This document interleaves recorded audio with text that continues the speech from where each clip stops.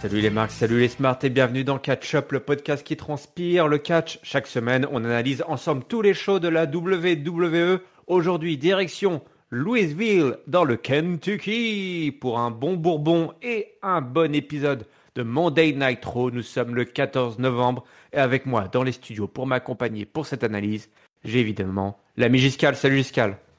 Salut Yerem, salut tout le monde. Et ouais, le Kentucky, bourbon et fried chicken. Hein. Attention à tremper, à bien tremper dans le bourbon. Oui. Ça révèle toutes les saveurs. Ouais. C'est une expérience sensorielle qui vous attend à Louisville dans le Kentucky. Il n'y a pas grand-chose d'autre à faire, hein, il faut l'avouer, à part tremper ton bout de poulet dans ton verre de bourbon. Et ben, du coup, ce soir, il y avait du catch à Louisville. Oui. Donc tout le monde était là. Hein. J'ai vu, j'ai compté, j'ai regardé, tout le monde était là. Il y avait, oui, je crois qu'il y avait toute la ville qui était là. Ouais. Une jolie arène.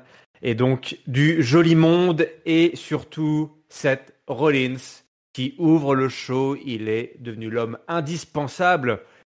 Il l'était peut-être déjà, mais là je crois qu'il n'y a plus de débat. Il est le visage du show rouge. Il nous souhaite la bienvenue. Il est content. D'ailleurs, tout le monde est content. Toi aussi, Giscal, t'es content. C'est notre champion US à toutes et à tous, Seth Rollins. Il remercie d'ailleurs Bobby Lashley. Il a même pas remercié Giscal. Je pensais qu'il allait te remercier. Maintenant, il remercie Bobby Lashley. Il nous rappelle, voilà, il a lancé un Open Challenge et puis tout le monde en veut. Tout le monde en veut en fait. Tout le monde veut du poulet de Seth Rollins.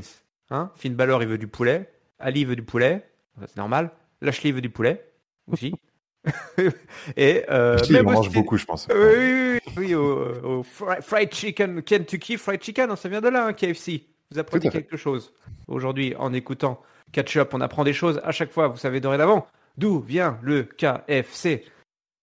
Là, même Austin Theory a essayé, mais il s'est bûché. Hein, Austin Theory, on l'a bien vu, et ça a soulevé le monde incroyable des fans de catch. Hein, mon bon Giscal, toi, t'avais été soulevé aussi hein, par ce cash-in raté. Cash-in manqué, exceptionnel. Que tu appelais de tes vœux. Eh oui. Que j'appelais de mes vœux depuis très longtemps. Quand on parlera de Austin Theory plus tard dans l'émission, j'aurai l'occasion de revenir dessus, en effet. Mais événement, un tournant dans la carrière d'Austin Theory, c'est sûr. Là, Full chante que c'était stupide, le cash-in de Theory. Alors, oui, c'était stupide, mais on en reparlera plus tard. En fait, c'était l'idée du siècle, la meilleure idée, la meilleure chose à faire. D'ailleurs, Seth Rollins nous dit, voilà, vous pourrez remercier Austin un petit peu plus tard. C'est le titre ultime, hein, le championnat US à Monday Night Raw. Il y a un match ce soir dans le main event, simplement, est déjà booké face à Finn Balor. Mon bon Giscal, ce sera notre main event du show rouge. À ce moment-là, je suis sûr que tu te dis, je suis impatient d'être à la fin de ce show. Ouais, évidemment. Booking, j'aime bien. Moi, j'aime bien. Il y avait un petit côté un peu old school. Cette ouverture d'Euro avec en mode un peu maître de cérémonie, Seth Rollins qui nous accueille, qui va parler du main event. Donc je trouve toujours assez ça sympa. Alors, on a des Raw parfois qui partent en gros bordel. D'un seul coup, on prend l'antenne et c'est le boxon. On sait pas où on est. Je sais que ça plaît pas beaucoup à Raphaël, ça qui aime bien le professionnalisme et les shows bien carrés. Rien dépasse avec Raphaël. Ouais, il faut pas que ça dépasse et tout.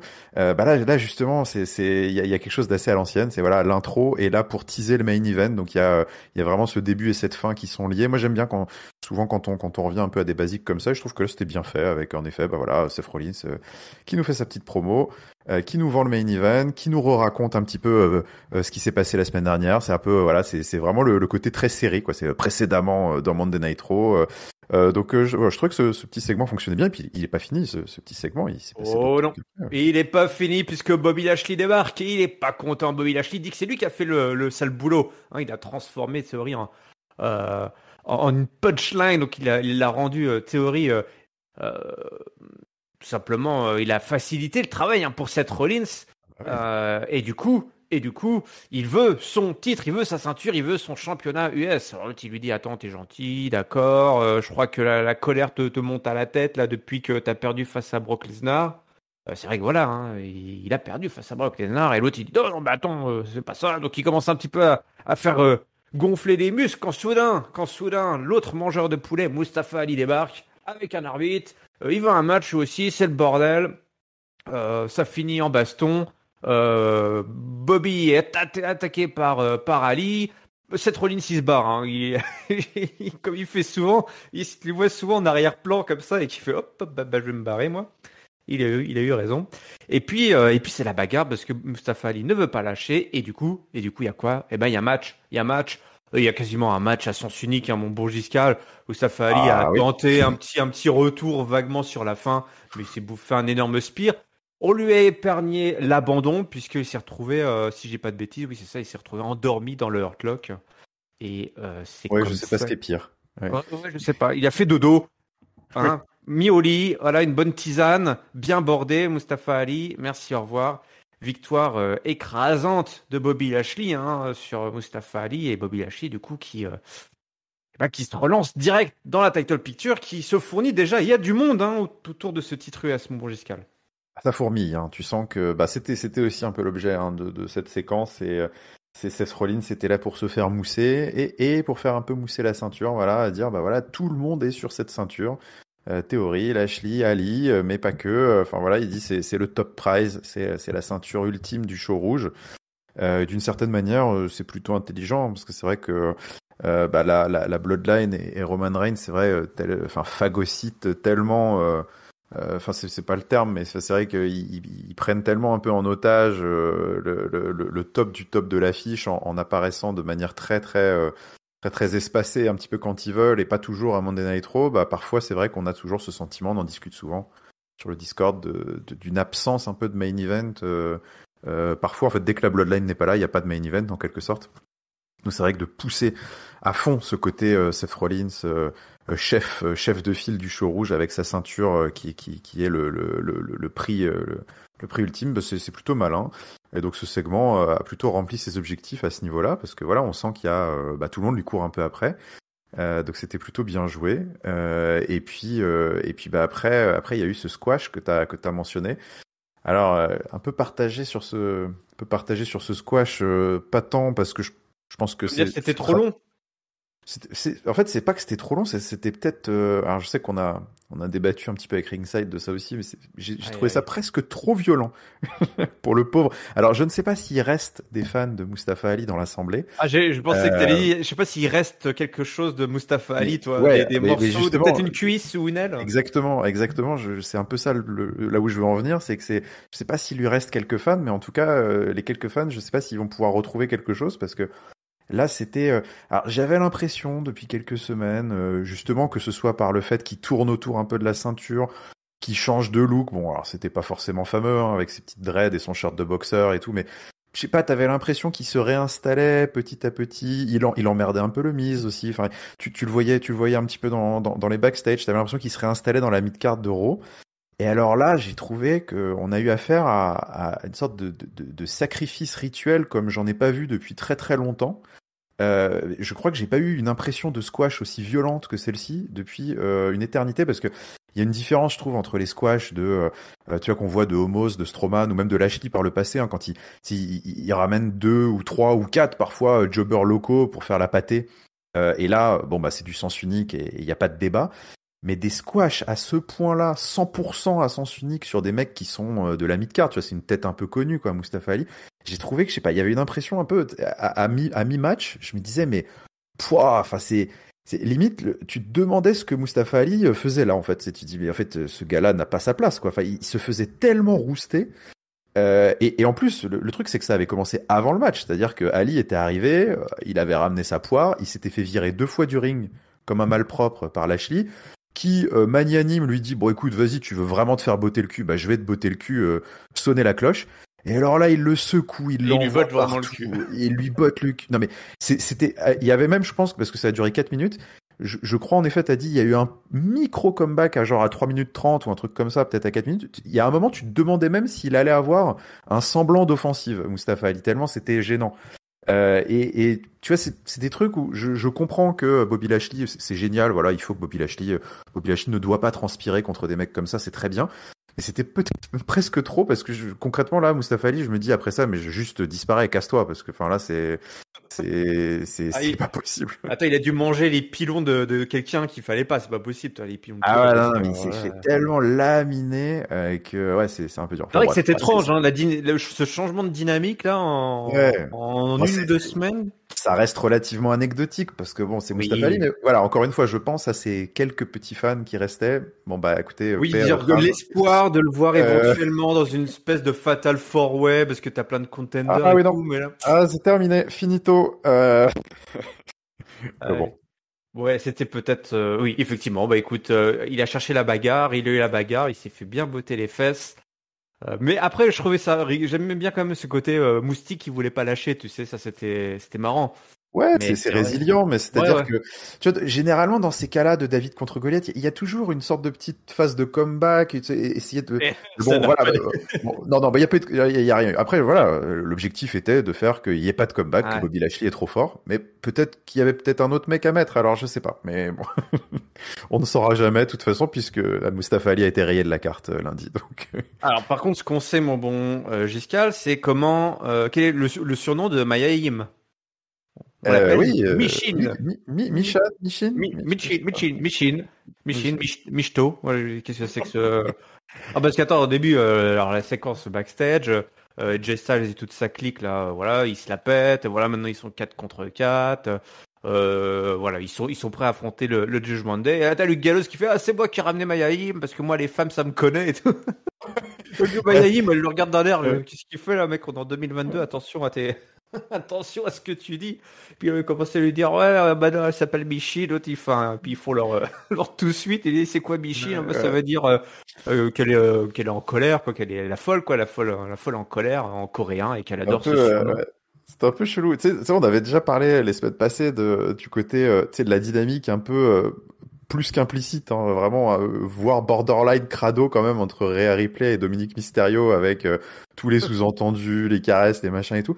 Là, je trouve qu'il y avait aussi quand même un peu, je sais pas, ça faisait bizarre, ça faisait un peu malsain, les deux vieux crados. Enfin, tu sais, le groupe de trois briscards avec cette nana qui débarque de nulle part, je sais pas, peut-être j'ai l'esprit tordu, j'en sais rien, mais je trouvais que c'était la dynamique était également un petit peu chelou, mais bon, Ceux écoute. qui lui trouvent un surnom un peu chelou, enfin, ouais, c'est un peu bizarre. Mais, toi, ils sont repartis dans le van, toi, les mecs.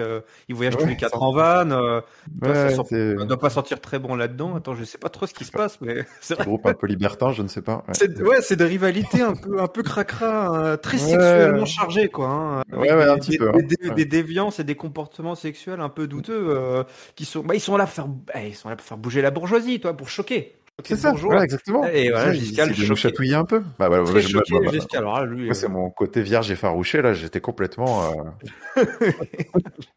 effarouché, justement. ouais. Bon, après voilà, ça se barre. Et puis on a un match derrière dans la division féminine avec justement, tu en as parlé, Rhea Ripley qui a affronté une revenante. Non, c'est pas Rhea Ripley, pardon, Non, mais oui. Maya Yim, et Rhea Ripley après arrive, mais Maya Yim du coup, bah, pour montrer qu'elle mérite ce surnom, affronte Tamina. Voilà, la revenante Tamina. Dans un match anecdotique avec le armbreaker à la fin pour le compte de 3. 1, 2, 3, la victoire. Et pendant ce temps, Rhea Ripley était venue avec Domino. Domino, pas de KFC, Domino Pizza. Bah, on enregistre à l'heure du déjeuner pour être tout à fait. Voilà, et moi Forcément. j'ai un petit bourguignon qui m'attend, je n'en peux plus. Là, Donc, Rhea Ripley qui était aux abords du ring avec Dominique Mysterio, alias Domino, c'est son surnom que je lui ai Ouais, donné. ça me Ça déplaît lui pas. irait On bien va peut-être plus. continuer. Ouais, peut-être continuer comme ça. Alors, On va voir. Michin et Domino. Qu'est-ce qu'il y a? Oh la vache. Ouais, c'est vrai que c'est un peu Rhea Ripley. L'autre, il lui fait, bah vas-y, viens, si tu veux la bagarre, viens. Et puis, elle vient pas, en fait. Elle vient pas, elle est pas venue à la Rhea Ripley. Elle est pas venue à la Rhea Ripley. Non, Bon. écoute, hein. Écoute, ça Efficacité, avance. concision, Efficace, voilà. voilà. Les femmes à l'honneur. Voilà, si on... Important. Non, mais écoute, c'est vrai que c'est quelque chose que je reproche quand même assez régulièrement, ces arrivées qui sont présentées, que ce soit en storyline ou par les commentateurs, un petit peu comme des petites bombinettes dans le monde de la WWE. D'un seul coup, tu vois Mia Yim arriver, tu te dis waouh. Enfin, t'as l'impression que t'es presque obligé de te dire, il t'impose cette décision qui est de waouh putain, mais les forces sont rééquilibrées. Mia Yim est arrivée, c'est la folie. Comment ouais putain, les cartes sont toutes complètement rebattues. C'est fantastique. Alors que globalement, personne ne sait qui c'est. Donc c'est vrai que bon, c'est le genre de petit segment qui a au moins le mérite de l'installer un peu plus parce que jusqu'ici, voilà, j'avais trouvé que le fait de rééquilibrer la balance avec encore une nouvelle arrivée d'une protégée, tout ça, tu dis bon, ok, bon bah voilà, là au moins. Ils lui ont fait battre sans coup férir une vétéran, donc ça permet de l'imposer un petit peu aux yeux du public comme étant quelqu'un sur qui compter, même si bon, j'ai pas trouvé le match forcément super impressionnant. J'aurais préféré quelque chose d'un un peu plus marquant. Mais bon, écoute, c'est déjà ça. Et bah, voyons la suite maintenant. Ouais. Ouais, on verra Mayhem plus tard, dans une autre séquence que je garde pour aller avec le match qui s'ensuit. Matt Riddle, toujours là à faire du bongo, c'est la fête. Vamos a la playa. Kitty Kelly, donc notre intervieweuse, l'arrête, lui dit bah voilà, est-ce que tu as des news de Elias? Elias, il est occupé, il est en tournée, hein, il répète, il fait des albums, voilà, c'est une rockstar, il y a du merchandising à gérer, il n'y a pas, il y a pas de souci. Et Gable et Otis, proche, un petit chouchou là, et qui lui disent, ils demandent de se la fermer, et puis on a un petit battle. Il y a du bro et du chouche et du bon qui va à gauche à droite. Et Gable annonce tout simplement qu'il va martyriser Riddle entre les cordes de la même manière qu'Otis s'était chargé de son poteau et la Elias. On a un match Chad Gable versus Matt Riddle, un match plutôt technique hein, entre les deux hommes. C'était un bon match. Et à la fin, on a en plus la victoire en filou de Chad Gable, puisqu'il fait un petit backslide là pour faire le tomber avec l'aide de son élève préféré, Otis, qui lui maintenait les chevilles sur la corde. 1, 2, 3 victoires de Chad Gable après un match très très très technique avec pas mal d'offenses là et deux athlètes qui s'occupent tranquille dans la mid-card. C'est de la, je dirais, c'est du comedy wrestling bien écrit tout ça. C'est vraiment on rigole bien et il y a du bon catch. Ah bah c'est ça, mais de toute façon c'est la grande spécialité de Chad Gable. Hein. C'est vrai que Ah ouais. d'allier la technique et la comédie. Enfin de toute façon moi je trouve que c'est vraiment c'est vraiment un catcheur exceptionnel Chad Gable justement pour ça parce qu'il a ce talent tu peux le mettre dans n'importe quelle situation, quasiment à n'importe quel endroit de la carte. Tu sais il va trouver le moyen de te divertir. C'est vraiment un mec. Enfin j'adore. Je dis pas ça parce qu'on l'avait rencontré en plus à la Nouvelle-Orléans. Hein, Oh, il était en famille et tout. Il avait ouais, gentiment accepté de faire une petite photo. c'est Ah là vrai. là. Et il nous a Mais déjà eu dans son cœur à ce moment-là. je pense qu'il nous avait dans son cœur, exactement. Non, Ah, non, mais enfin, en tout cas, voilà, je suis vraiment très, très fan de ce qu'ils font. La Alpha Academy, Otis, pareil, a vraiment trouvé son personnage. Leur dynamique en backstage sont énormes. J'adore. Enfin, à chaque fois qu'ils apparaissent sur l'écran, je sais qu'on va rigoler.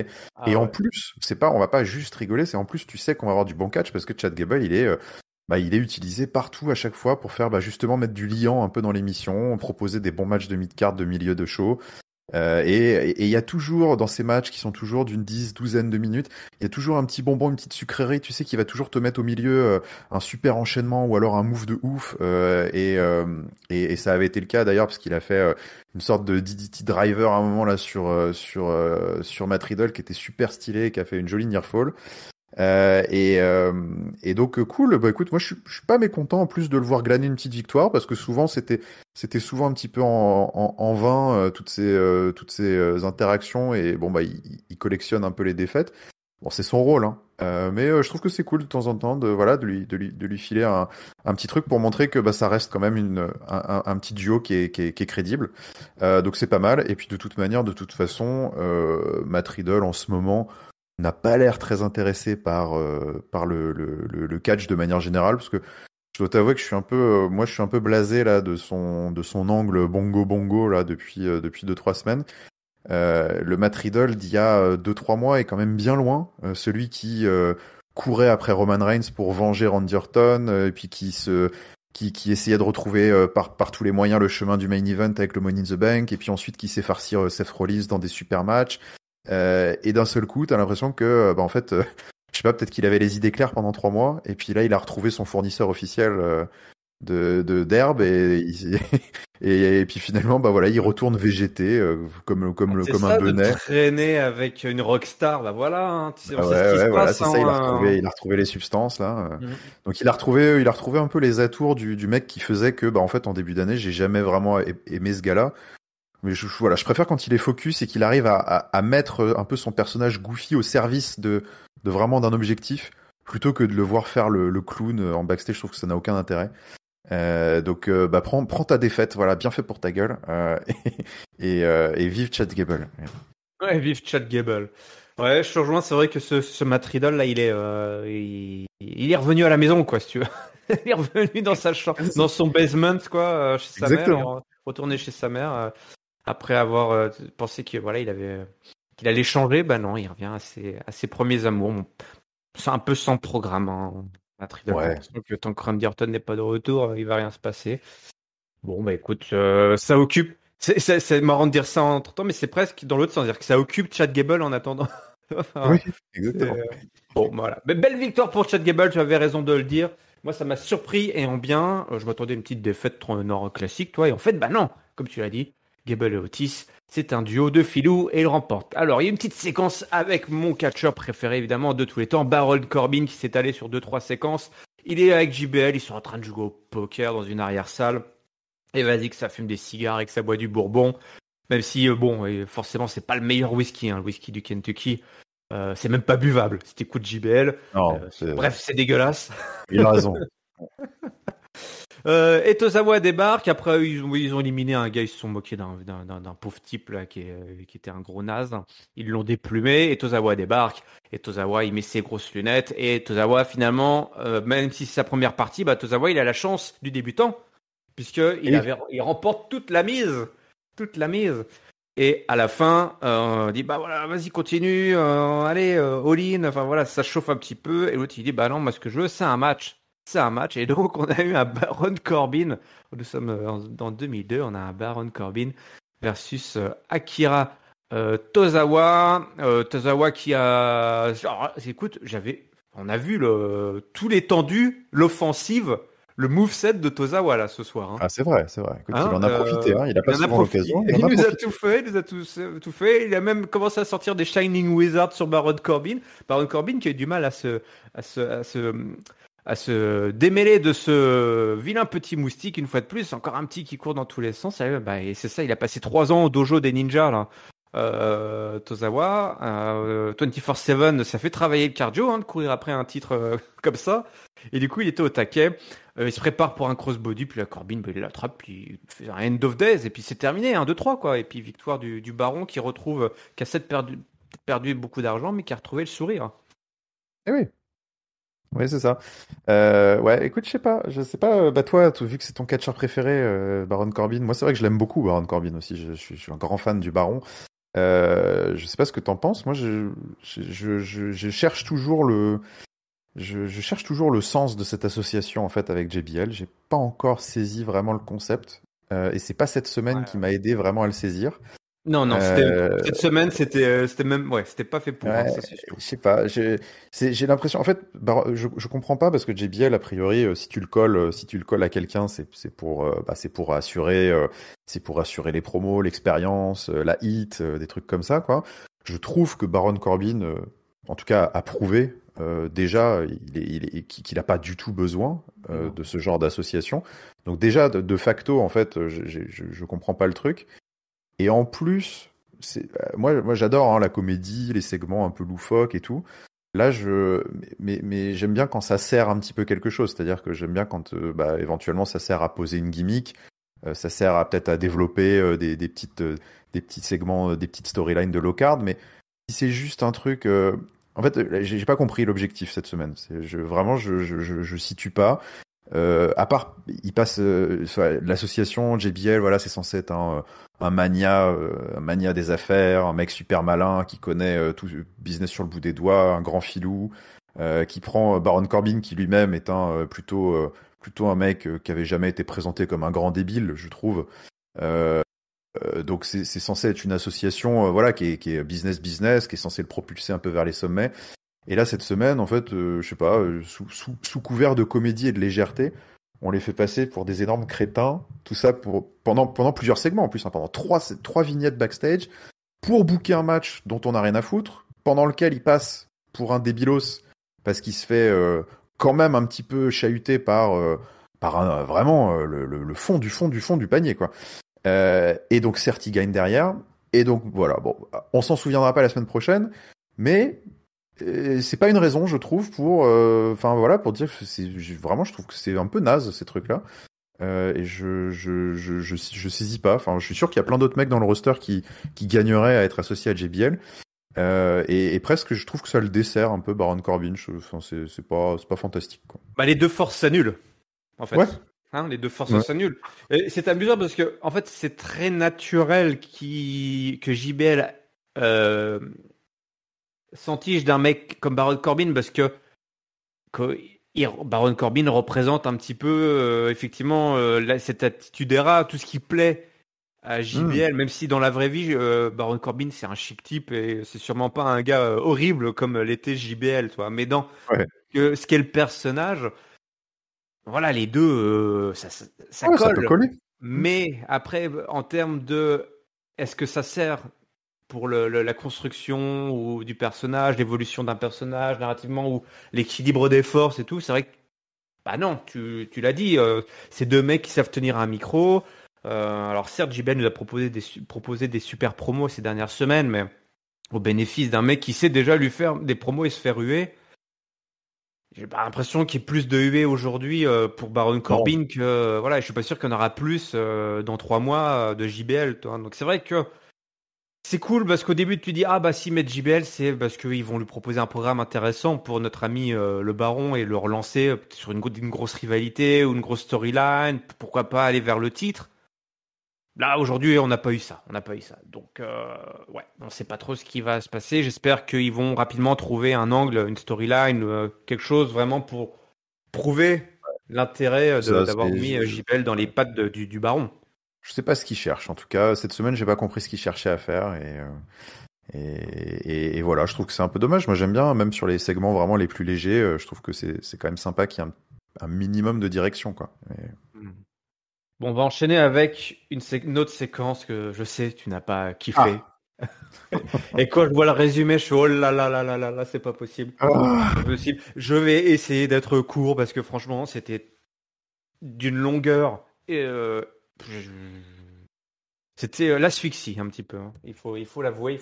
Quand bien même, je trouve que cette rivalité, il y a des bonnes idées et qu'on essaye d'en faire quelque chose. Mais alors là, j'avoue que c'était très long. Ça, je veux bien te l'accorder. Alors c'est Gargano et le Miz qui sont là ensemble pour un Miz TV très spécial puisque le Miz ce soir est invité du Miz TV. C'est Byron Saxon qui est notre intervieweur. Alors le Miz, il fait sa tête d'innocent. Il fait sa tête d'innocent, il a les yeux qui pleurent, le petit gilet, il est bien sapé. Voilà.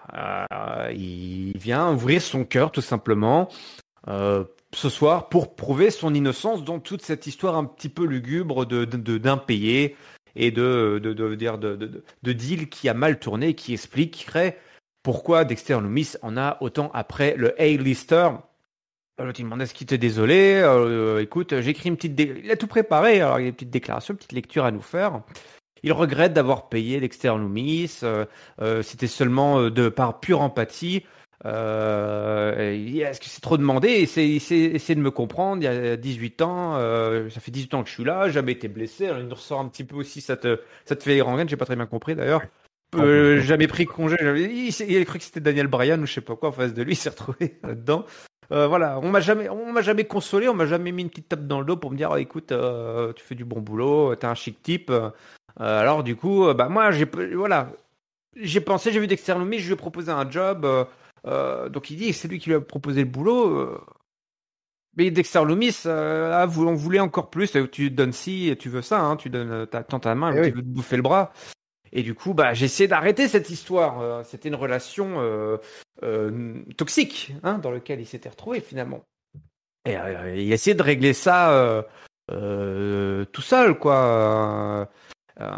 Et il a menti, c'était parce que c'est son côté acteur, hein, Giscard. Là. Il nous a un peu embobiné parce que c'est comme à Hollywood, il faut raconter de l'histoire, etc. Donc, dans le fond, il est honnête. En apparence, c'est vrai, il ne l'est pas. Mais dans le fond, il est honnête. Donc, est-ce que c'est pas ça la vraie une vraie movie star. Ouais, c'est ça. ouais. Ça, la vraie honnêteté, peut-être. C'est un père dévoué, etc., etc. Et là, la musique de Johnny Gargano débarque. Alors, les 10 fameuses personnes se lèvent, hein, comme vous l'avez dit dans le Discord, il y a 10 personnes qui se lèvent quand Johnny Gargano débarque. Et Gargano, il dit, oh, écoute, en fait, tu racontes des conneries, t'étais en vacances, j'ai vu l'Instagram de ta femme, tu racontes des conneries, t'as arrêté de payer Dexter Loomis. Donc ça commence à l'accuser. L'autre, il dit, mais attends, t'étais où, toi, pendant que moi j'étais là à gérer Dexter. Il y a des chants de Johnny Wrestling voilà, 10 personnes chantent Johnny Wrestling. Ouais, ça charrie sur les codes vestimentaires. L'autre, il dit, je suis un bon gars, je suis désolé, est-ce qu'on peut passer à autre chose? Et Gargano lui dit, bah paye, rends l'argent et puis ça va bien se passer. Et là, il dit, écoute, ça va se terminer à Raw cette histoire, dans un match, Miz versus Dexter Loomis. Et si Loomis gagne, il a un contrat et tu rembourses son fric. Et puis, il n'y a même pas de contrepartie en fait. S'il gagne pas, il se passe quoi? Ouais, c'est complètement con. Là, on sait pas, on s'en fout. Ouais. Et puis Miz, le caméraman le caméraman qui était derrière se dévoile et sous la capuche noire, c'était Dexter Loomis et Miz s'enfuit. Eh oui. Oui, parce que je pense que dans leur checklist de toutes les apparitions de Dexter Loomis, il devait en rester encore une peut-être sur la liste qui n'avait pas été faite. Donc, on n'a pas fait le caméraman. On n'a pas fait le caméraman. Ouais, bah écoute, ouais, bon, on va finir par y arriver, hein. On va finir par y arriver. C'est un peu long. En fait, tout est long dans cette histoire. Ce segment était long, mais l'histoire est longue, en fait. Moi, j'avoue, alors c'est vrai que, voilà, pour ceux qui sont sur le Discord, venez sur le Discord, c'est sympa, on se marre bien, on discute et tout, tes émissions. C'est vrai que j'en ai fait un peu, une affaire personnelle de cette storyline. Un délit de sale gueule, quand même, attention. Un délit de sale gueule, je sais pas, peut-être que je me prends trop la tête, j'en sais rien, c'est possible et tout. C'est vrai que, on s'en fout un peu, c'est de la low card. Qu'est-ce que ça peut bien faire? Mais en fait, je trouve que c'est un peu symptomatique de ces histoires de la WWE qui alors on le saura jamais, hein, ça se trouve je fais un procès d'intention, mais c'est vraiment, je trouve, c'est vraiment ce genre d'histoire où tu te dis, mais en fait les gars ils savent pas ce qu'ils veulent faire, tu vois, genre ils se lancent dans un truc, ils savent pas, et ils brodent, et ils rebondissent, ils essayent de se rattraper aux branches, ils se disent, ah tiens, en fait ça c'est une bonne idée, on va peut-être partir là-dessus, et en fait on se retrouve 2 mois plus tard avec maintenant une situation où on était parti d'un gars qui sorte de, c'était marrant, c'était mystérieux, des trucs un peu subtils, tu sais, je sais pas si tu te souviens, des voitures qui se crashaient en backstage, mais derrière Triple H en arrière-plan, mal filmé, ou des flics qui passaient en courant dans les couloirs, tu sais pas trop, tu sentais qu'il y avait une petite force, un mec qui foutait le chaos dans les coulisses derrière. Et on se retrouve 3 mois plus tard, après 12 000 running gags divers et variés de la même chose, à finalement se dire, ah ok, en fait, le mec, on le connaît pas, on le connaît toujours pas, on sait pas ce qu'il veut, enfin on sait pas qui il est, on l'a jamais vu catcher et tout. Ah, il s'est pas fait payer sa thune par le Miz. Ah bah putain. Ah ouais, c'est la merde. Ouais, c'est la merde. Ah bah non, il faut le venger quoi. Bah, il faut le venger parce qu'en plus on est tellement investi émotionnellement dans le gars que bah attends, c'est pas possible, il faut le payer quoi. C'est quand même super passionnant. Et Johnny Gargano, on sait pas ce qu'il fout là, lui on sait pas. Et de toute façon depuis qu'il est arrivé à la WWE, enfin à Raw, on sait pas ce qu'il fout là grosso modo, hein, parce que il a teasé un semblant de vraie histoire avec Austin Theory qui a été expédié en 2 temps 3 mouvements en 2 semaines avec un match qui était censé quand même être un petit événement entre les deux, qui a été gagné et puis terminé bonsoir, ils se sont plus jamais reparlé. Et donc maintenant, il est là dans cette histoire, il tourne autour, mais il sert à rien. On sait pas ce qu'il veut non plus d'ailleurs lui. On sait pas ce qu'il veut. Pourquoi est-ce qu'il souffle dans le sifflet comme ils disent aux États-Unis? Pourquoi est-ce que c'est le whistleblower de cette histoire? Pourquoi est-ce qu'il casse les burnes aux mises comme ça? On le saura peut-être jamais. Et peut-être qu'on le saura dans un mois à ce rythme-là. Tu vois, peut-être que ça va. Mais au final, j'ai presque envie de dire, on s'en fiche aussi un peu quoi. Enfin. Mais en fait, tout repose sur le talent du Miz, je trouve, dans cette histoire. C'est vraiment, tu interchanges le Miz avec quelqu'un d'autre, il y a plus rien. Enfin, vraiment, il se passe plus rien. Et je trouve que, voilà, c'est un truc qui prend énormément de temps d'antenne, de la même manière que je suis en train d'en prendre énormément pour pas grand chose, et pour quasiment rien. Et alors que évidemment c'est comme dans plein d'histoires, c'est pour ça que je dis que c'est assez symptomatique. Il y a plein de storylines de low card, de mid card à la WWE qui pourraient être stylés, tu vois, genre qui pourraient être sympas, qui pourraient nous embarquer un peu dans des trucs originaux. Mais ils se prennent la tête, ils tournent autour du pot pendant 107 ans, ils se complexifient la vie. Pour des trucs, c'est comme il y a 3-4 semaines quand il y a eu la DX qui est venue et d'un seul coup ils ont ajouté une stipu pour dire vous allez avoir un match et si Dexter Lumis il gagne il aura un contrat et tout. On s'en fout, juste battez-vous, manifestement vous avez un problème, genre battez-vous, tu vois, genre, et puis expliquez-nous c'est quoi son problème. Et juste cognez-vous sur la tronche, quoi. C'est pas la peine de mettre un contrat. Le gars, il s'infiltre dans l'arène depuis 3 mois, il kidnappe des gens, il commet des délits qui sont pénalement répréhensibles, et genre, on veut lui offrir un combat s'il finit par battre le Miz. Un contrat, pardon. Donc, bref, voilà. Et bon, alors que cette histoire pourrait être fun, hein. Moi j'ai trouvé que la partition du Miz elle était rigolote, hein. Il y a un côté très pastiche de star hollywoodienne qui maîtrise à merveille, hein, ce côté allégorie de la star hollywoodienne déconnectée du monde réel, tellement dans sa tour d'ivoire que tu sais elle a envie de se piquer avec une aiguille, de se créer des problèmes un peu pour se sentir vivant et se rapprocher un petit peu des petits sujets du peuple. Il se crée un stalker pour voilà, finalement qu'on pense un peu à lui, je trouve qu'il y a un côté psychologique qui est intéressant. C'est une caricature un petit peu de la movie star hollywoodienne qui est en quête de sens et qui est complètement hors sol, quoi. Et je trouve que ça pourrait être assez rigolo, mais qui a besoin qu'on parle de lui. Si on parle pas de lui pendant 3 semaines, c'est qu'il n'existe plus. Alors et il voilà, faut mais qu'il soit hashtag. Donc évidemment le Miz est excellent et dès que tu lui files un texte avec son petit cardigan et tout et ce faux communiqué de presse qui est typique des stars qui dès qu'ils sont pris la main dans le sac sur un truc ils se sentent obligés de faire un communiqué foireux et donc c'est tout ça peut être assez rigolo quoi, mais voilà, encore une fois je trouve que c'est de la branlette qui dure depuis 3 mois et au final c'est dommage parce que le match je suis quasiment sûr, voilà, le match va se dérouler dans une indifférence quasiment totale écoute, il aura son contrat et peut-être qu'à ce moment-là on saura enfin qui est ce personnage, mais voilà, ouais. Ouais, c'est vrai qu'on a perdu un petit peu presque l'intérêt qu'il aurait pu avoir au début de savoir c'est qui ce type, quoi, finalement, qui en a après le Miz et pourquoi il en a après lui. Et finalement, tu as raison, ils ont tiré ça très très très très très en longueur avec des retournements de situation et tout. Alors, dans l'intention, c'est très bien, mais comme tu l'as dit, là, ça occupe beaucoup beaucoup de temps et c'est vrai que Miz porte tout sur ses épaules parce que les deux autres, Dexter Lumis, on n'en sait toujours pas plus sur lui.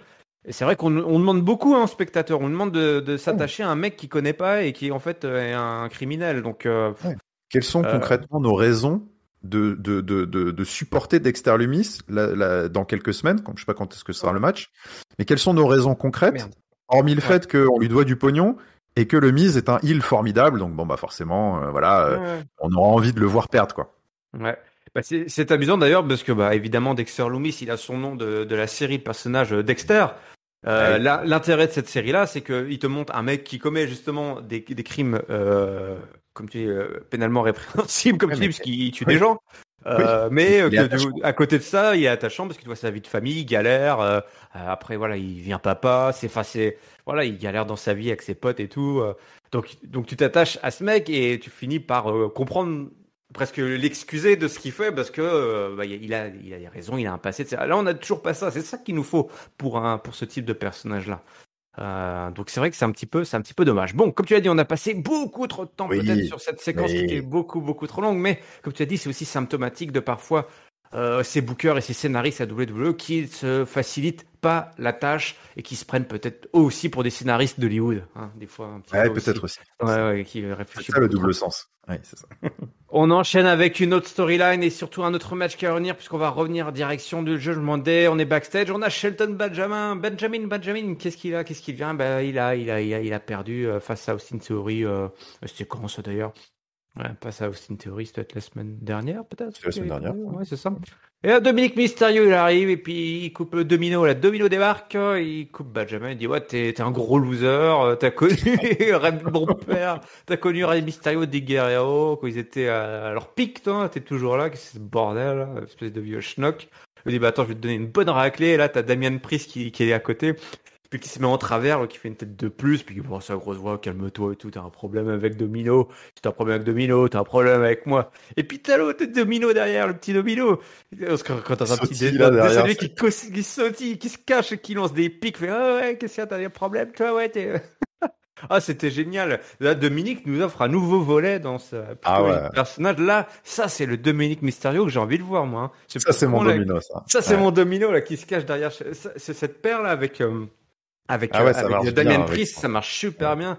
Il a vraiment un super coup. Il est avec maman ou avec papa. C'est avec tonton, là, tu sais, ou le grand cousin, tu sais, Ouais. il se fait derrière. Ça cherche les enduits. Et puis, ça a donné, donc, un match, Dominic versus, Shelton Benjamin, accompagné de Rhea Ripley et Damian Priest. Et puis, à la fin du combat, bon, Dominic, il galère un petit peu, mais à la fin du combat, il place son 619.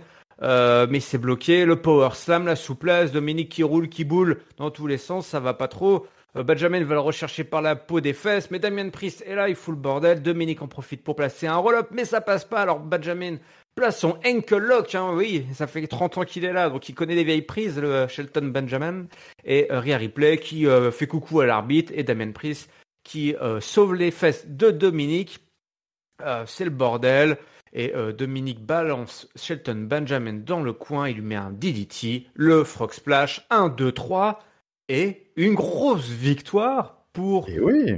Dominique, et il le dit lui-même, qui enchaîne les victoires de prestige, là. Hein. Il se positionne, Dominique, il est très fort, ce Domino. Et il est très fort, ce domino. C'est Il un les fait scalp, tous tomber.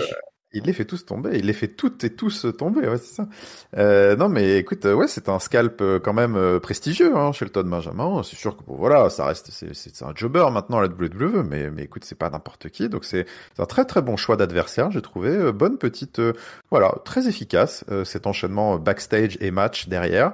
Ça prend pas beaucoup de temps, mais on a plein de choses qui sont cochées avec un petit développement de personnage de ce Dominique qui transite vers un rôle de petite, un peu de peste, un peu d'enfant terrible du groupe, mais qui du coup attachant d'une certaine manière par son côté insupportable. C'est ça le paradoxe du personnage, quoi.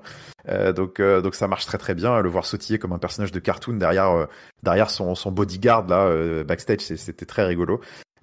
Pour au final déchanter parce que le mec se dit il le défie quand même si bon, c'était assez rigolo de voir du coup bon les mecs peuvent se booker des matchs comme ça gratos là derrière mais bon écoute allez ça passe et puis après petit match efficace derrière victoire et puis il va pouvoir se la péter encore pendant 2-3 semaines avec ça. Donc moi j'aime bien, voilà, j'aime bien cette dynamique. Ils commencent vraiment à tous trouver, enfin ça fait un moment, hein, mais ça y est, là, voilà, ce groupe, ils trouvent chacun leur petit positionnement, leur personnage. Tout commence à être bien ficelé, bien rodé. Ça commence à être vraiment un vrai, voilà, c'est un plaisir de suivre leur segment parce que bah, ils ont leur rôle, ils ont leur personnalité, ils ont des matchs de catch qui sont sympas à regarder. Donc le Judgment Day. Version fun, heel stable fun de midcard, moi j'aime beaucoup. Ouais, j'adore, là, franchement, là, cette séquence backstage avec Dominic qui est caché derrière le Christ, franchement. Puis il avait le sourire, il était excité, je pense. Il avait de l'excitation. Ils ont dû se marrer, hein. Ouais, ils ont dû bien se marrer. Et puis avec Damian Priest, avec sa grosse voix là qui pour la peine, ça fonctionne super bien. Et puis cette victoire là, super, là, qui va décrocher. Et puis comme tu l'as dit, on en a encore parlé pendant un bon bout de temps. Et ben moi je m'en fous, c'est exactement ce que je veux. J'aime le Judgment Day. Voilà, si on avait su qu'on a dit ça il y a 6 mois, on aurait été pris pour des fous. Un truc qui est complètement fou, c'est que Dana Brooke a perdu son titre 24/7 et qu'elle est pas contente. Il y a pas de respect pour tout ce que Dana Brooke a accompli hier, aujourd'hui et demain. Donc elle se retrouve avec le damage control en bisbee.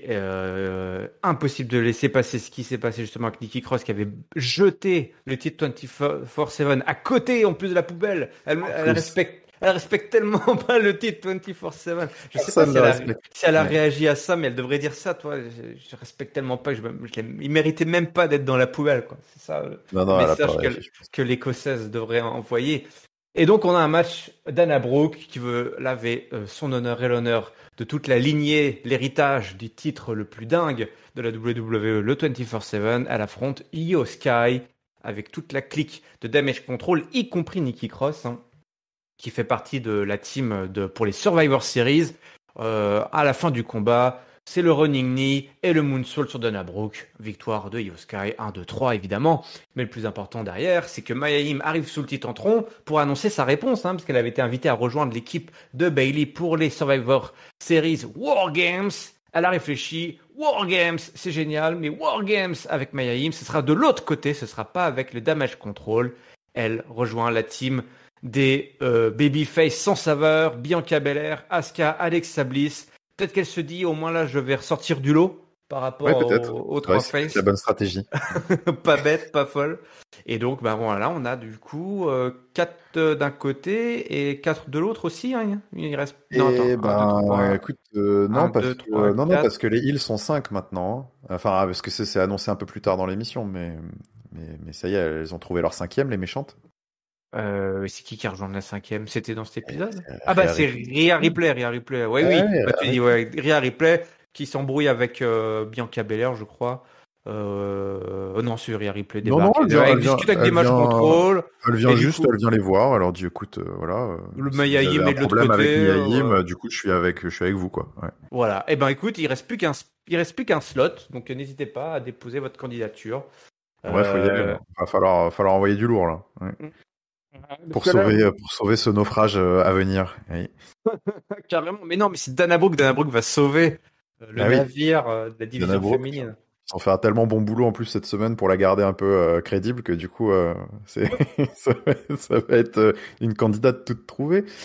Et ouais, je sais plus. En fait, je suis à court de superlatifs négatifs. Je sais pas pour traiter de cette histoire. Enfin, on sait, hein, de toute façon, on savait hein, que la finalité, pourquoi est-ce que ça dure depuis aussi longtemps, c'est parce qu'il y avait les Wargames, les Survivor Series en ligne de mire. Donc malheureusement, il fallait qu'on mange un peu notre pain noir à bouffer cette équipe de circonstances le plus longtemps possible pour justement aller jusqu'à ce PLE, parce qu'on n'a plus le droit de dire pay-per-view, ce PLE, voilà, on va peut-être, enfin, en fait, c'est peut-être que, moi, j'espère, en fait, j'attends les Wargames comme un catharsis, vraiment, une sorte de libération de tout ça, parce que je me dis, j'espère que derrière les Wargames, ça va imploser, que les heels vont gagner, qu'elles vont se réinstaurer comme un groupe dominant et que les babyface vont imploser et que enfin peut-être Asuka, Alexa Bliss vont se souvenir que elles existent en tant qu'individus et qu'elles ont une âme, des objectifs, des idéaux et que peut-être qu'elles ont aussi le droit d'exister hors de juste d'être les potiches de Bianca Belair. Enfin, ce trio me sort par les trous de nez. Maintenant, je n'en peux plus de les voir dès qu'elles apparaissent. Ça me rend fou. Ça me file de l'eczéma, je pense. C'est insupportable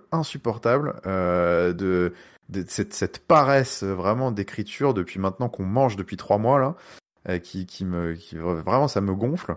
Et cette semaine, bon bah voilà, c'était encore du pilote automatique avec des choix voilà, encore peut-être que je suis énervé cette semaine, mais c'est vrai que il y a tout un tas de petits trucs même insignifiants qui je trouve sont mal faits parce que cette victoire de Io Sky sur Dana Brooke par exemple, ça semble rien, mais je trouve que c'est pareil, c'est mal fait, c'est mal écrit.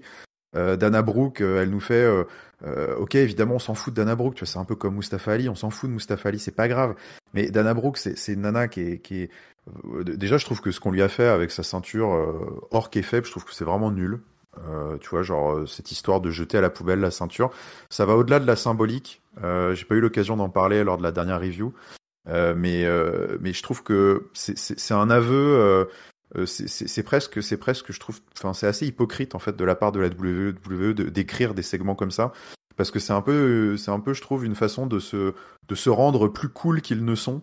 En mode, ouais, regardez, on vous écoute. En fait, on sait que le 24/7, personne n'en a rien à foutre. Donc, regardez, on va faire un petit angle un peu edgy on va lui faire perdre sa ceinture et l'acheter à la poubelle et tout. Bah ouais, mais n'empêche que qui est-ce qui a investi des heures et des heures et des heures de télé et des dizaines et des centaines de clips YouTube, de tweets, de trucs Instagram sur ce titre depuis des mois. Et a filé en quelque sorte un petit os à ronger à tout un tas de mecs du bas du roster, tu vois, qui je suis sûr étaient super contents d'avoir ce titre et d'en faire des trucs sur les réseaux sociaux et des petites scénettes à Raw. Tu sais, pour des mecs comme ça, c'est important. Et en fait, je trouve que ça va au-delà de la storyline de le rayer de la carte d'un seul coup comme ça. Je trouve que c'est vraiment, c'est pas respectueux en fait. Et moi, si j'étais Dana Brooke, franchement, je serais légitimement vénère. Et du coup, je trouvais que sa petite promo, comme quoi, avant le match, qui expliquait d'une certaine manière en kayfabe que, elle allait pas se faire marcher sur les pieds et tout, machin. Je trouvais que c'était cool et de la voir se faire squasher derrière quasiment sans intérêt parce que Yoskai, elle y gagne rien à battre Dana Brooke en fait. Elle y gagne rien. Là, et Dana Brooke, elle va pas être dans l'équipe des Wargames.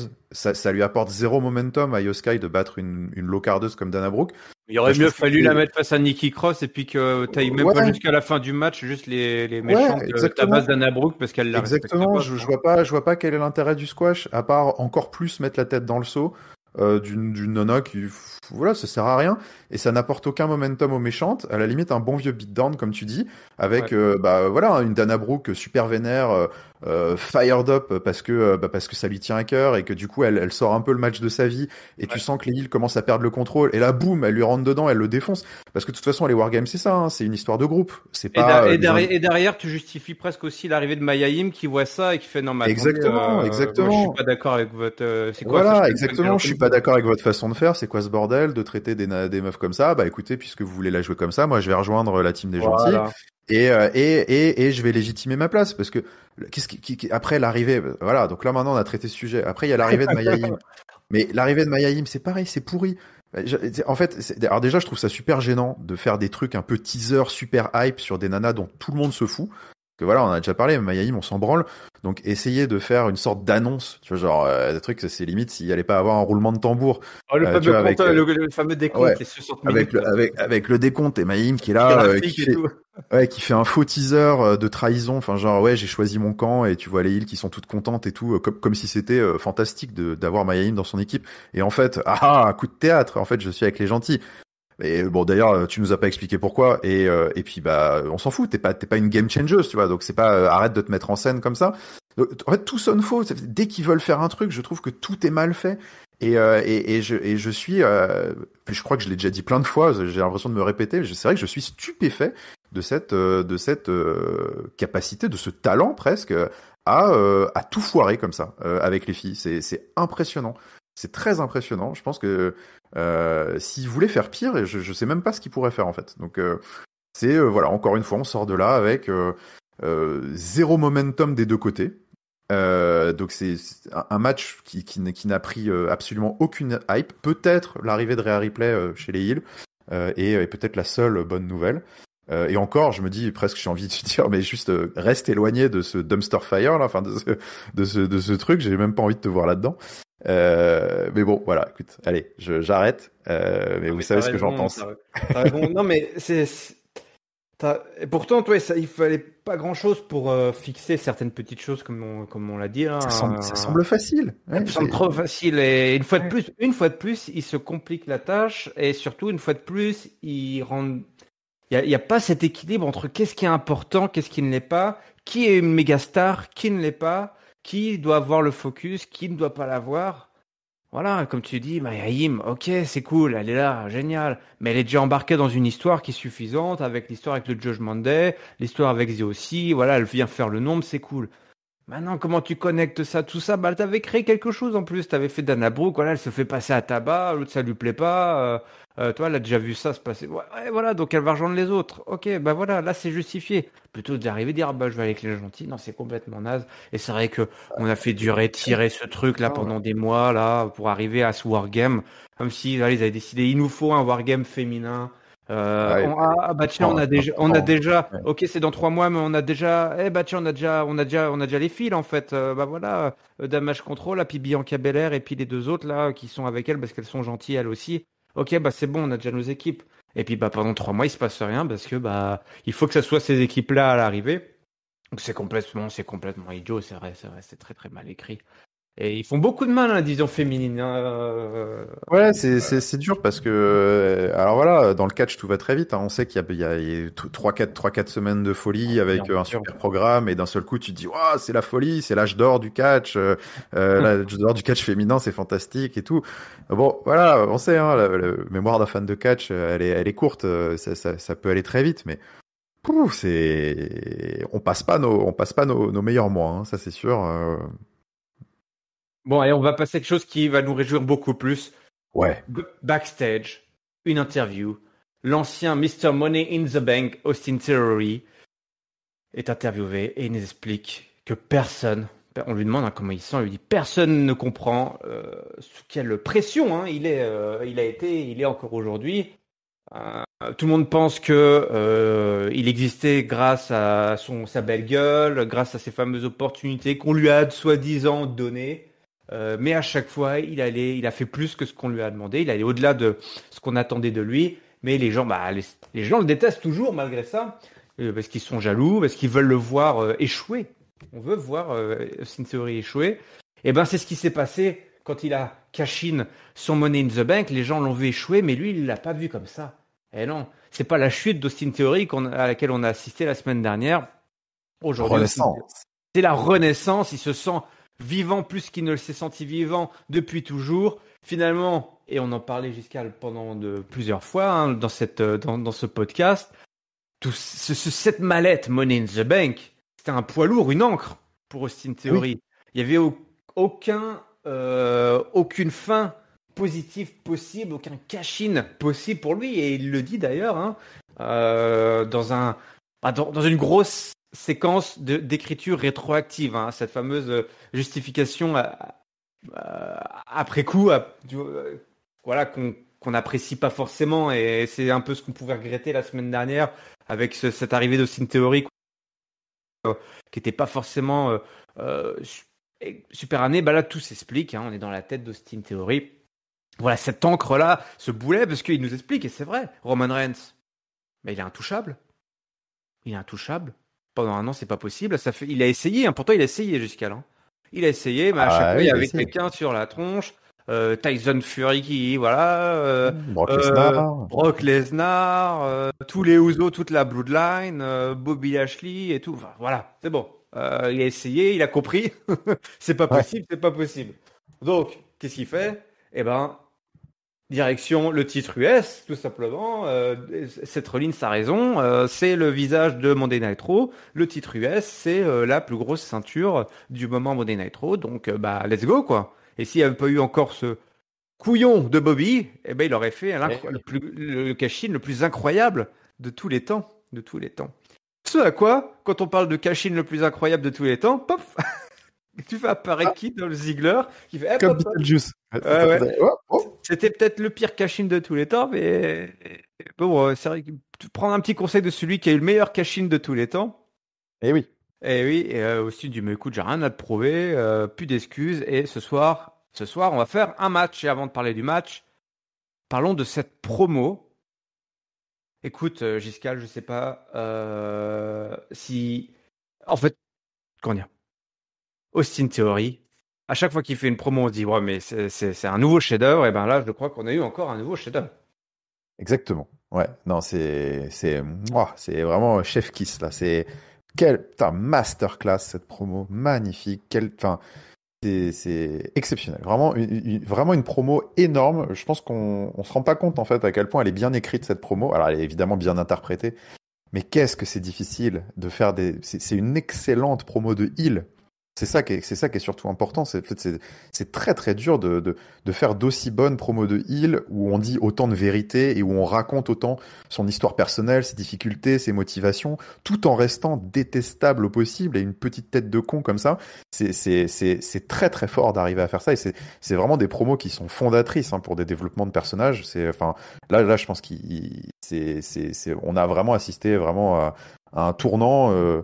Vraiment fort et au début de quelque chose, je pense, de vraiment super pour Austin Theory qui a fini, pour moi en tout cas, dans mon esprit, de confirmer qu'il a tout ce qu'il faut pour maintenant exploser. On en était déjà plus ou moins convaincu en début d'année. C'est vrai qu'il y a eu une ascension assez fulgurante, une sorte de progression presque météorique hein, du mec qui s'était transformé d'un seul coup en jeune premier un peu hésitant à une sorte de cette belle gueule remplie de confiance qui commençait à sortir des matchs sur matchs de costaud avec des promos de dingue et tout. Tu te dis mais attends c'est où le sky is the limit là et d'une certaine manière ouais le plafond il se l'est pris un peu au Money in the Bank avec cette mallette qui d'un seul coup s'est transformée en boulet au pied de Austin Theory. On le savait.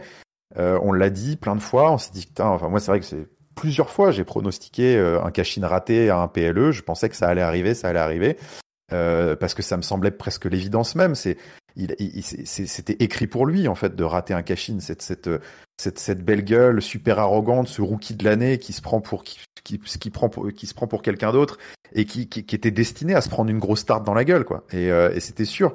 Et justement il se prenait tarte sur tarte sur tarte. Tu t'attendais la grosse, elle venait pas. C'est peut-être le défaut de ce qui s'est passé, c'est que ça a mis trop de temps, je pense. Alors bon, ils ont largement rectifié le tir là cette semaine, mais peut-être que voilà, ça aurait pu être encore plus dingue s'ils avaient battu le fer pendant il était chaud. Mais bon, voilà, on va pas réécrire l'histoire. Toujours est-il que maintenant on y est, et donc là le fait voilà cette grosse tarte dans la gueule. Eh ben, il va pouvoir repartir de zéro. Comme il l'a dit, il va pouvoir se détacher de cette histoire, de cette image de on lui a tout donné, c'est the next big thing, c'est le protégé de Vince McMahon, c'est machin et tout. Le futur ceci, futur cela, il dit qu'il va être the c'est pas le now. He's Ouais, the now. non, En mais plus, c'est que j'ai super, entendu ça, je fais quoi? The now encore? John Cena? Toi, ouais, non, mais il y avait clairement du jeune John Cena quand il fait ça avec sa promo avec son petit slip il dit là. justement, il veut plus, il en a marre, il veut plus être the youngest this, the youngest Ouais. that. C'était très Non, bien. mais c'est super, c'est super. Alors, il y a rien de révolutionnaire dans ce qu'il a dit, il y a rien d'original, mais c'est vraiment, je trouve que c'est très très bien, c'est efficace, c'est simple, c'est efficace, Oui. voilà, c'est exactement. Là pour moi, on touche à ce que ça doit être une storyline et un vrai développement de personnage et tout. C'est arrêter de laisser à la libre interprétation du public ce que vous essayez soi-disant de raconter ou ce que vous raconterez peut-être dans quelques semaines parce que vous savez pas encore trop où vous voulez aller, donc vous êtes obligé de laisser, on va dire, le public en quelque sorte comprendre vos histoires et supposer, et puis du coup le jour où ça arrive, je dis ah bah oui, ah bah voilà, tout faisait sens et tout machin. On est un petit peu dans ce truc-là parce que voilà, il y a eu ces 3 mois de latence qui font que on se disait mais allez-y. Mais n'empêche que, voilà, là c'est simple, c'est un personnage, il te donne ses motivations, il te dit ce qu'il a dans la tête, il te dit ce qu'il va faire, pourquoi est-ce qu'il faut continuer à le détester, parce que c'est là où je dis c'est une bonne promo de heel, hein, c'est que il est là, il te raconte ses déboires en quelque sorte, il te raconte cette sorte d'histoire un peu d'underdog qui va repartir plus fort que jamais, donc c'est quand même un discours très face, mais il saupoudre ça de trucs, ouais mais j'en ai marre que les gens justement ils me détestent parce que je suis le plus beau, je suis le plus fort et tout, enfin ça reste quand même un petit con quoi, et donc c'est parfaitement fait. Et donc maintenant, bon, la masterclass a continué derrière avec le catch, mais ouais, promo vraiment fondatrice et je pense qu'on est parti pour ce sera pas le Summer of Theory parce que les jours se refroidissent enfin, donc on est peut-être parti pour l'hiver Theory, et je suis complètement à bord. Eh ben écoute, ça s'est réglé entre les cordes entre le détenteur du plus incroyable cash-in de tous les temps et le détenteur du plus gros cash-in foiré de tous les temps, Theory versus Ziggler. Et à la fin du match, un match très classique entre les deux, mais à la fin du match, Theory place 2 fois son A-Town down pour donc son finisher et il essaye même pas de faire le tomber sur Ziggler. Non. À la place, qu'est-ce qu'il fait? Il commence à tabasser un gros beatdown de colère sur Dolph Ziggler. Il l'envoie à droite, il l'envoie à gauche. Les arbitres débarquent, obligés pour les séparer. C'est le gros bordel et ce n'est pas fini. bon Giscal, on reverra un petit peu plus tard notre théorie qui, visiblement, commence totalement à snapper là. Ah bah complètement. Ah, voilà, Ouais. c'est l'illustration de sa promo derrière, c'est parfait. Enfin, voilà, c'est le chapitre 2. Maintenant on allie les actes aux paroles, ce qu'ils font souvent trop rarement. Mais là, le storytelling est parfait. Hein, on a un catcheur complètement différent, ultra focus, qui nous a sorti d'ailleurs. Enfin, je trouvais le match était super. Et puis choix rêvé d'adversaire parce que Ziggler, bumper devant l'Éternel, un des meilleurs sellers de la compagnie. Forcément, c'est magnifique de l'avoir en face de soi quand on veut faire un gros beatdown bien crado. Donc ça a été très très visuellement très efficace et ouais, tu sors de là, tu dis ok, là il a pété un câble, c'est plus le même homme et, euh, et en plus il a pas fini sa soirée, mais ouais, déjà l'impact était déjà assez fort. Ouais, gros impact, un nouveau personnage, un nouveau chapitre qui commence pour notre Austin Theory préféré. Alors derrière, l'autre match, le main event, mon beau Giscal, si je retrouve bien le fil de cette soirée, Oui. Finn Balor versus Seth Rollins, un match pour le titre US. Donc le titre US Et qui oui. était remis en jeu par le visage de Monday Night Raw, Seth Rollins face à Finn Balor du Judgment Day, qui se connaissent bien. Pareil, hein, on fait référence à leur passé. Hein, Finn Balor qui a gagné son titre. C'était la première star à gagner un titre de champion mondial lors de son premier match en pay-per-view. Hein, quand il avait Oui. gagné et puis il s'était blessé et du coup Malheureusement. il avait perdu face au même Seth Rollins. Donc la revanche ce soir pour le titre US. Donc Rollins qui est un petit peu puissant et qui est un peu plus grand, et puis Finn Balor qui est filou et athlétique. On se retrouve balancé sur la table des annonceurs. Seth Rollins est un petit peu sur la défense à ce moment-là. Lizzie aussi et Judgment Day se tapent dessus autour du ring. Ça fout évidemment le gros bordel. Et alors attends, t'as mon truc, mon résumé qui plante. Aïe aïe aïe. En train de perdre mon résumé, ça a planté l'ordinateur qui plante. C'est bon, j'arrive. Et puis Rollins qui en profite dans tout ce bordel pour placer le stomp pour la victoire sur Finn Balor. Et c'est pas fini puisque Theory revient, il débarque et il tabasse Seth Rollins en notamment lui donnant un bon gros coup de ceinture sur la tronche, le titre US dans la tronche. Et donc le show se termine avec cette image incroyable de Theory qui revient et qui debout à côté d'un Rollins couché. Et Theory Et oui. qui a le visage sombre, déterminé, il est pas rasé. Et pas Voilà. rasé. Ouais, ça lui va bien cette petite barbe qui est en train de se laisser pousser, je trouve. Ouais, grosse image de fin. Je sais pas, c'est marrant, tu vois, on parlait, d'ailleurs, j'en parlais au début d'émission, je trouvais qu'il y avait un feeling assez old school dans la construction de ce Raw avec à l'intro, maître de cérémonie, teasing du main event, et puis du coup, main event avec un titre et tout dedans à la fin. Et c'est vrai que même cette image de fin, avec les crédits qui apparaissent, et du coup le fade to black, voilà, on rend l'antenne là-dessus. Pareil, tu sais, je pense que ça fait assez longtemps qu'il n'y a pas eu un Raw qui se terminait sur une image, pour le coup, très, très old school. Je trouve que ça fait très années 2000, ce truc, un catcheur au-dessus d'un autre, qui vient d'avoir un gros impact. Et donc, du coup, hop, on rend l'antenne. Et puis, il va falloir regarder la suite si vous voulez savoir comment ça va se passer. Ça faisait presque image un peu pré-Go Home Show, tu vois, pré-pay-per-view. Donc je trouvais que c'était plutôt bien exécuté. Mais bon bah voilà, écoute, un gros main event, deux vieux briscards qui savent y faire, hein. Donc là il y a pas de débat, super match, qui venait bien remplir, ouais, le triptyque de bons matchs qu'on a eu avec Riddle, Gable, Theory, Ziggler et puis celui-ci. On a eu trois jolis matchs de catch cette semaine, bien longs. Et puis sympa avec ces petits overbooking à la fin. Moi j'aime bien quand ça part un peu en couille, ces main events et tout pour le titre. On croise un peu tout un tas de choses. Rollins qui s'en sort encore par le petit trou de la serrure. Et donc avec pourquoi pas du coup Finn Balor qui pourra toujours prétendre à revenir dans la danse un de ces quatre. Theory qui se réinsère par la grande porte sur le titre US. On sait que Lashley est toujours sur le coup. Et puis on a continué à teaser un petit peu ces histoires de The aussi Judgment Day, qui sont d'une certaine manière presque, t'as envie de dire, qui sont presque plus... qui donne plus d'arguments pour un potentiel Wargames que la rivalité masculine qu'on est en train de teaser pour le Wargames aussi, qui fait très forcé. Là au moins, ouais, on a deux groupes qui se cherchent des noises et qui se foutent sur la gueule tout le temps, partout dès qu'ils peuvent, quoi. Donc c'est plutôt cool. Donc ouais, j'ai bien aimé ce chaos final et puis Theory qui sort de la mêlée comme le conquérant et qui finit cette émission avec les honneurs. Ouais. The now has begun, mon bon Oui. Giscard. Eh oui, Austin Theory qui a marqué cet épisode de Raw de son empreinte. Du coup, c'est l'heure de partager ton top, ton flop et ta note, mon bon Giscard, pour le mot de la fin de cet épisode incroyable de Monday Night Raw à Louisville, dans le Kentucky.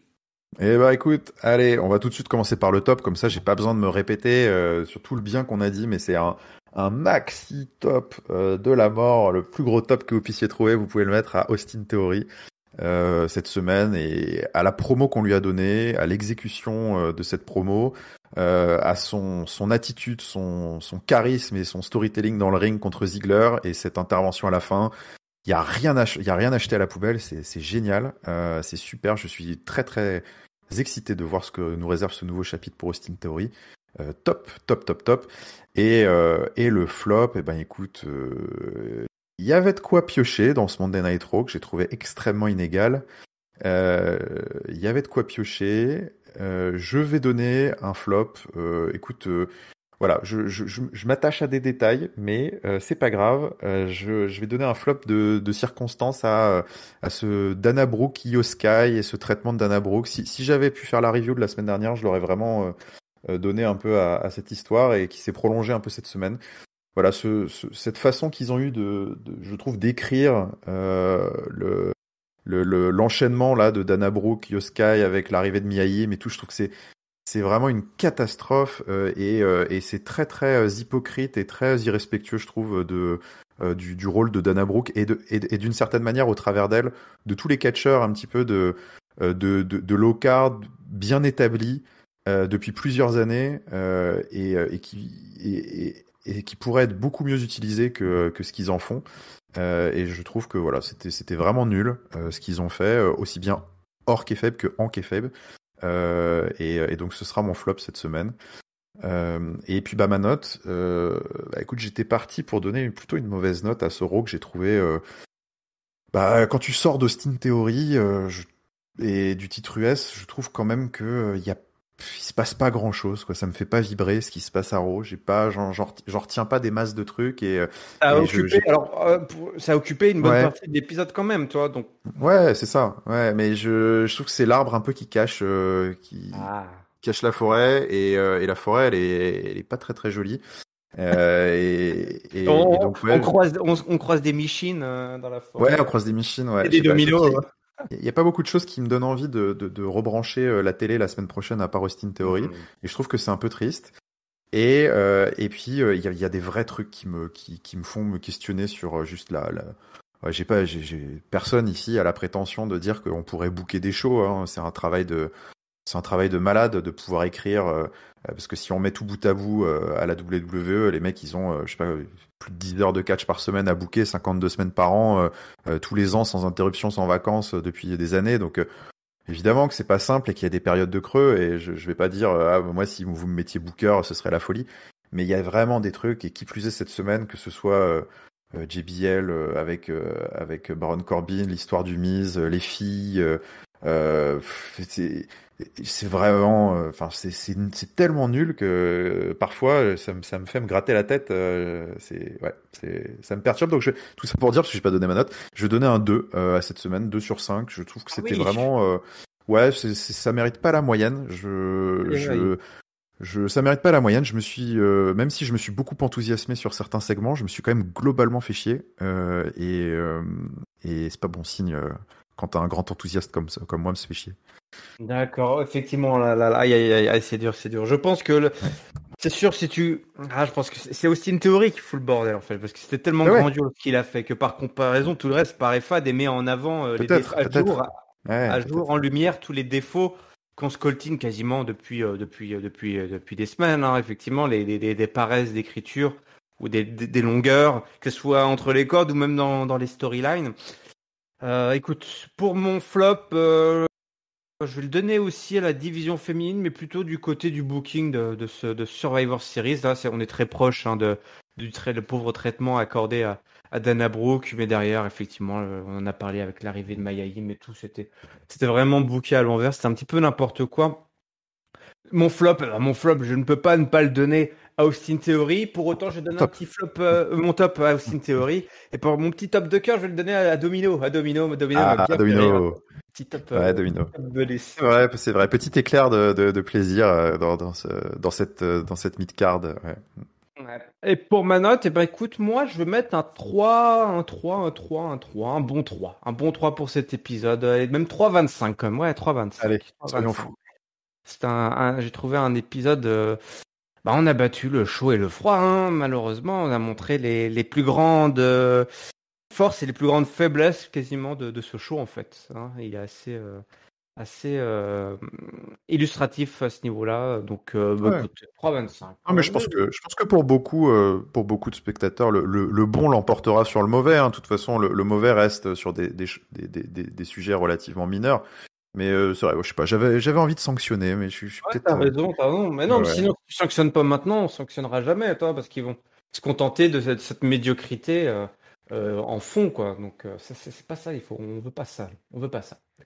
Bon, je vous rappelle, Catch Up, c'est votre podcast qui résume tous les shows de la WWE chaque semaine pour ne manquer aucun épisode. C'est simple, c'est gratuit. Il suffit de s'abonner sur toutes les plateformes habituelles de podcast.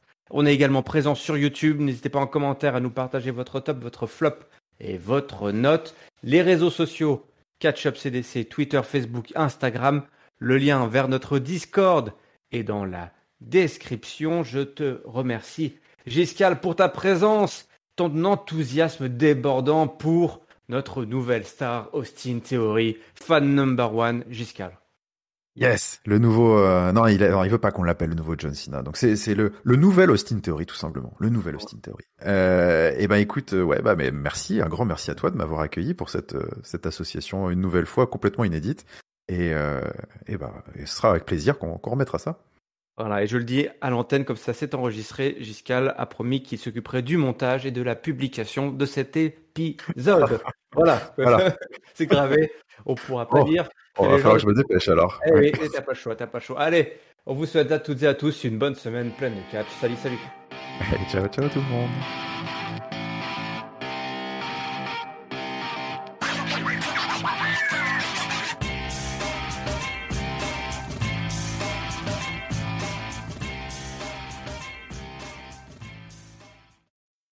Allez au boulot, feignasse.